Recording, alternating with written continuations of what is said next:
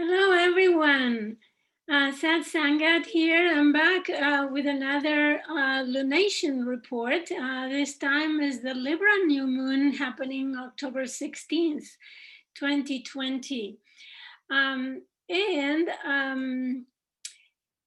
if you like videos like this, make sure you subscribe and make comments or like the video, give it the thumb up.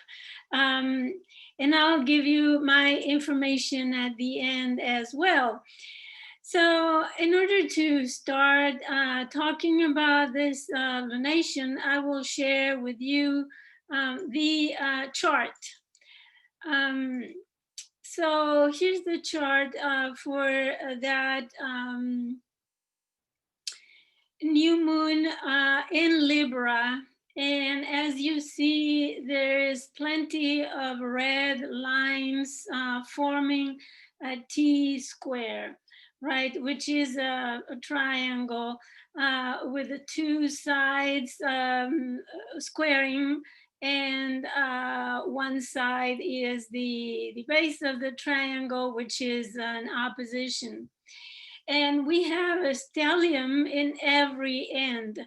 So we have the stellium in Capricorn, formed mainly by Jupiter, Pluto, and Saturn.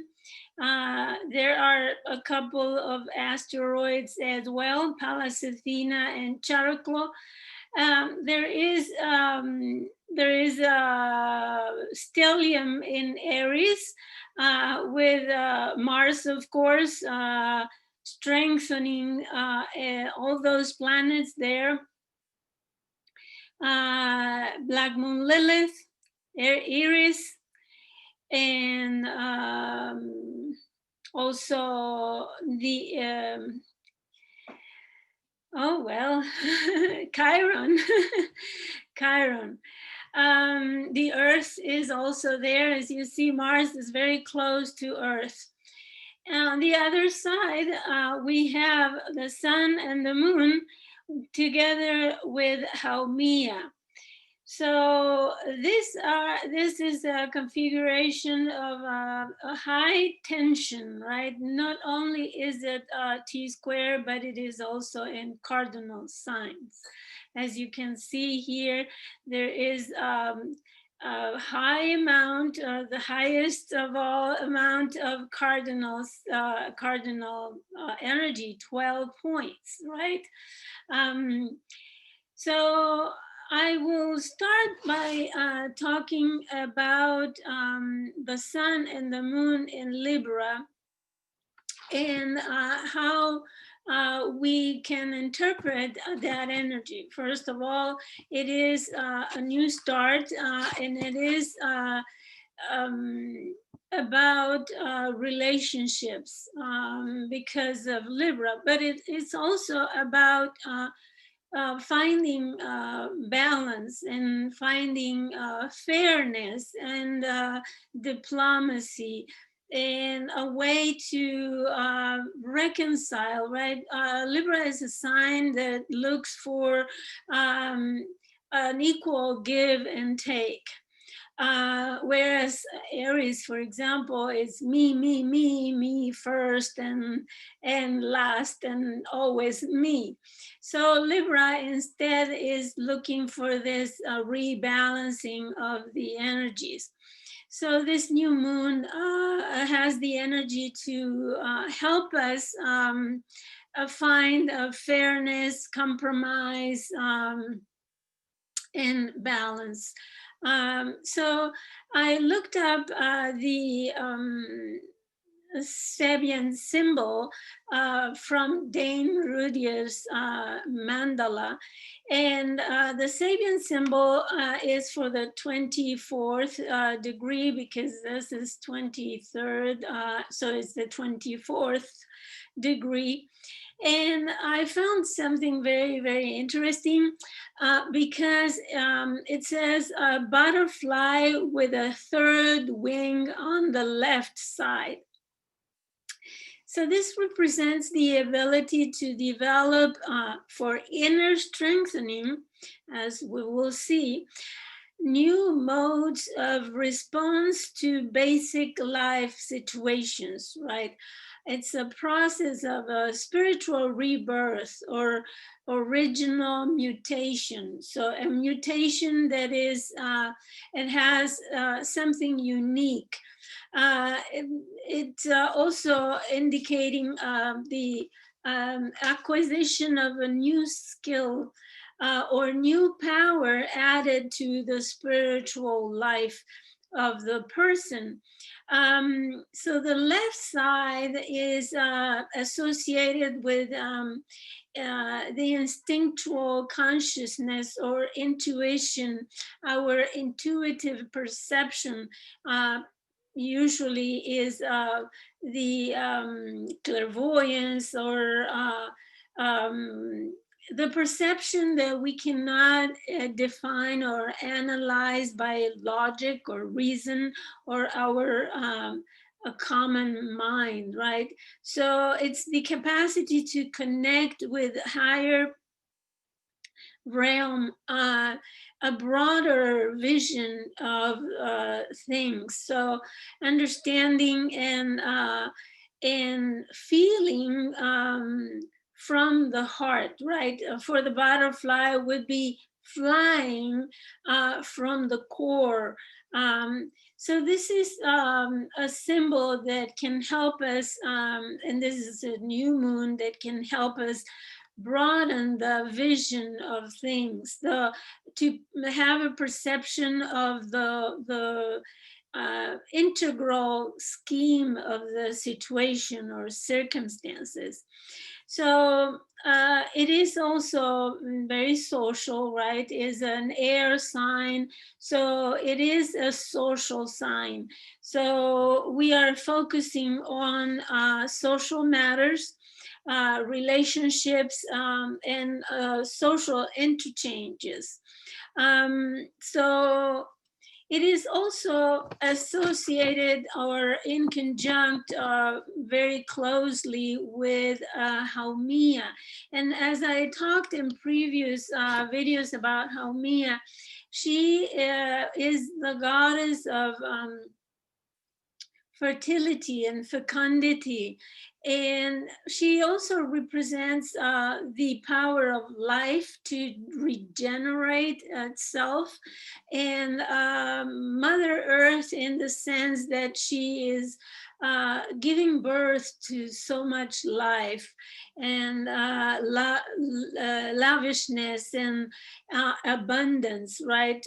It's a goddess that was able to regenerate herself and her body. From her body, her children were born from anywhere on her body. So it talks about abundance and the abundance of nature, the abundance of life, that there is enough for everybody. So it's also the capacity to give birth from itself.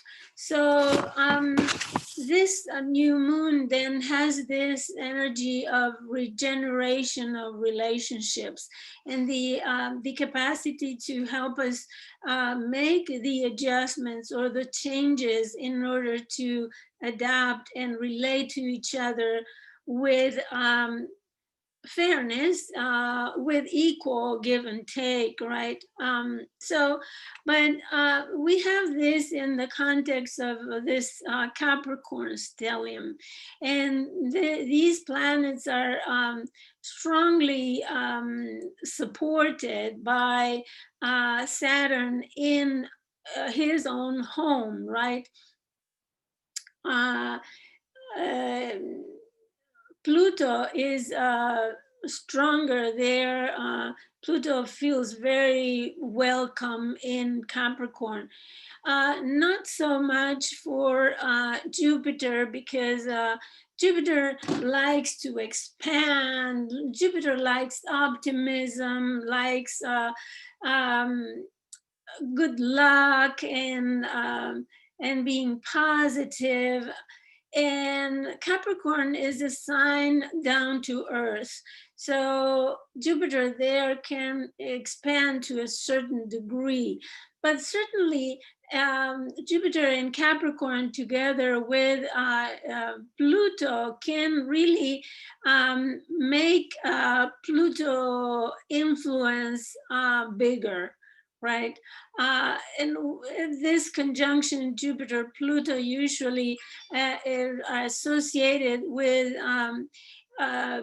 making little things bigger and big things smaller. So in a way that we are able to realize their existence. So uh, Pluto is still drilling over the 22nd degree of Capricorn, 22 degree of Capricorn, where Pluto and Saturn conjoined in January this year. And that was the trigger, that was the moment of the reality check of circumstances that were completely out of human control. And of course, it was the start of the pandemic, even though it was not officially recognized until a little bit later. But we can say that this historical conjunction in Capricorn that hadn't happened for 500 years, it was the mark, the door or the gate that opened this cataclysm that we are suffering and enduring at the moment. So we have the activation of that 23rd degree by the new moon at 23rd, right? The exact conjunction in the month of January happened at 22:46 minutes. So this is we need to, even though that they are not exactly at 23rd degree in Capricorn, since it is a stellium, it makes it for a powerful mixed energy. So they are mixing the energy and we can take them as a block, right? They are working together and they have been working the whole year together as a block in Capricorn. And what has happened is that the all the structures of society, of humanity even, are being completely demolished and rebuilt in order to leave behind, also because these planets have been transiting back and forth over their own planetary nodes, the Saturn and Pluto's nodes. And in this case is the south node of Saturn and the south node of Pluto. And those represent the historical baggage that Capricorn has. And if you remember, the last time it was in 1518 when Saturn and Jupiter, no, Saturn and Pluto conjoined in Capricorn for the last time. And that was a time when all the European cultures invaded America and starting fighting and almost eliminating the native cultures in order to possess the land, right? So it was a very similar time. Of course, the history may not repeat itself, but it will certainly it is certainly calling for the same, the similar energy of changing the geopolitical distribution of power. And this is a process that will take several years, but we can say for sure that the conjunction of Saturn and Pluto is the trigger point that started the whole process. So we see the complete transmutation of governmental institutions and social structures, economic. The economy is completely being completely dismantled as it is, and in order to be reborn, there are so many things that we need to change. So this also have brought out in the open and to be seen by the public all the corruption and the corruption and the things that are already in decay in the system, in the status quo, right? We have seen the elites holding the power with very little or no concern at all for the people they are supposed to serve and most of all represent, right? In the cases where there are representative governments. But it seems like when those authorities arrive to power, they just empty people's pockets and feed themselves like gods, right? And 2020 have been making the rich richer and the poor poorer, as we have seen, right? Multi-millionaire bailouts for huge corporations like the air travel, for example, companies, and so many more that have received benefits and actually multimillionaires coming with even more resources, more power over resources. So, and that's when Aries energy or stellium comes in the picture, right? Because we have Eris, the planet of the discord. It's associated with the goddess, the Greek goddess Eris, who was not invited to the feast. There was a huge celebration for the gods and goddesses. And since she was ugly and disgusting, she was not invited. So in resentment, she came with a golden apple and threw it on the table of the gods and goddesses. And she said to the fairest, and that started disputes among those, I imagine, since those days, people didn't live too old. They were probably teenagers between, I don't know, 14 and 16 years old, right? People died at 20, 22. So it's fair to think that they were just teenagers fighting for who is the most beautiful. Okay, so and we say that as we interpret Iris, she is the most rebellious woman goddess of all. So she is creating this havoc because she represents those who are not accepted to the table, right? Those who are rejected because they are different or because they are ugly as their standards of some, right? So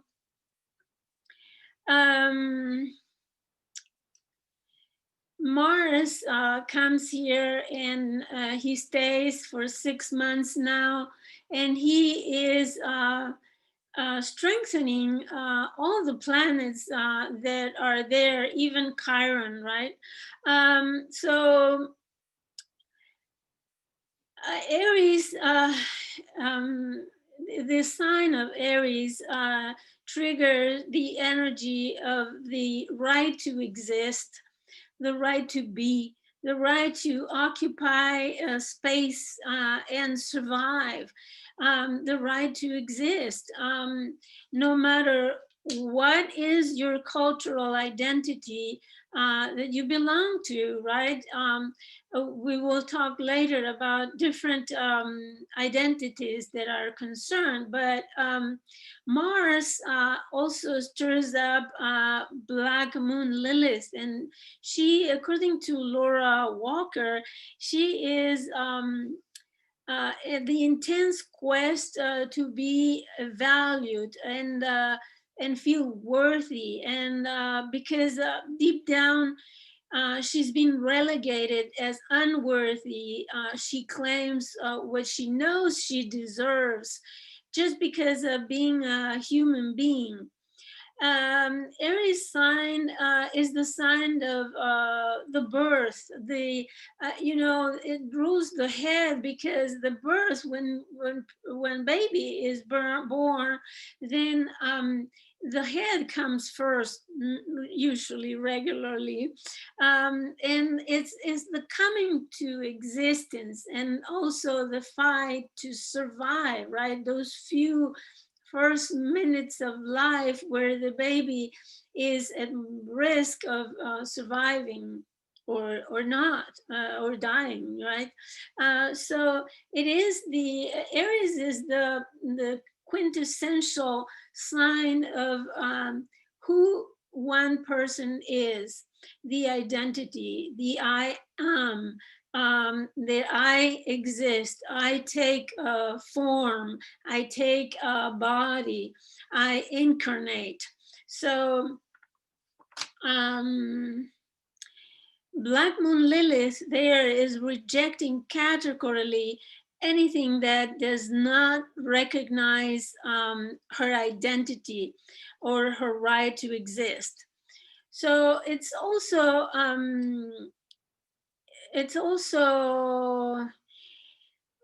Chiron, right? And Chiron is activated, even more stimulated by the presence of the ruler of the sign in there, which is Mars.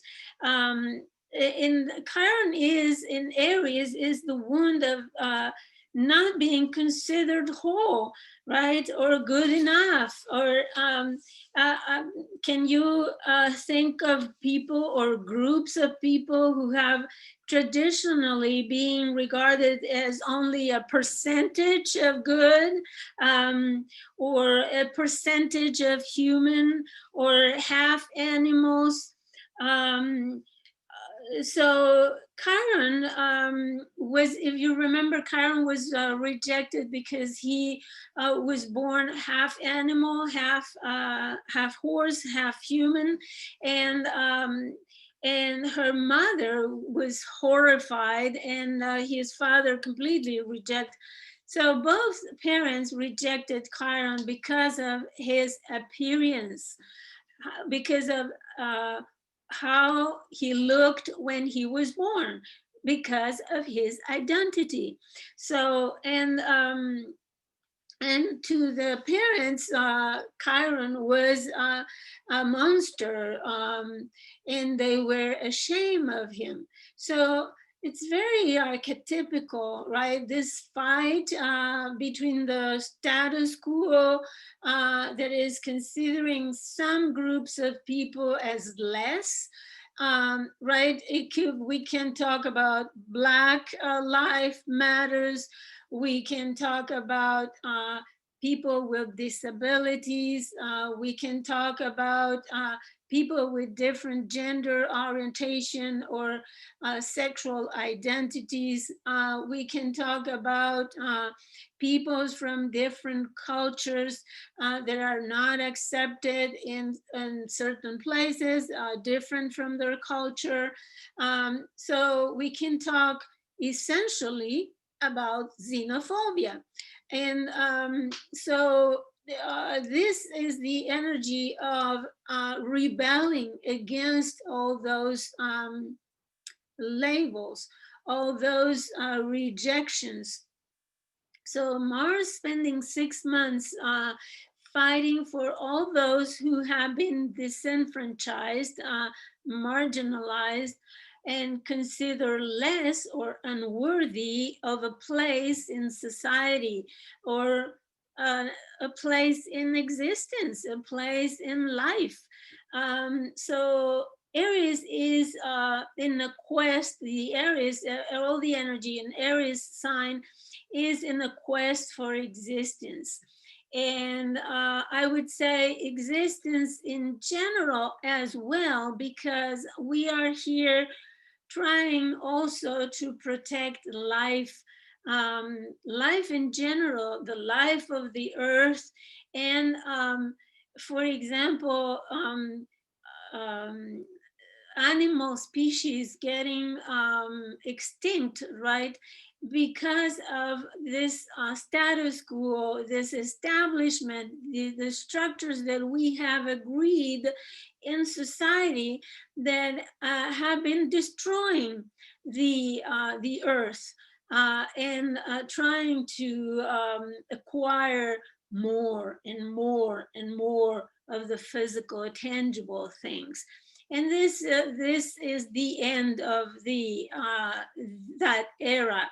We are in December when Jupiter in Saturn enter together and conjoin in Aquarius. There is a new period of 200 years of their conjunctions in air, which means that we will no longer be concerned about possessing things, material things, but our interest will be in more air issues like knowledge, science, the development of the human intellect, education, and social activities. So there will be a new social contract, right? So uh, but this new moon, I think we will be made aware very obviously that we need to change. That's why we have so much cardinal energy.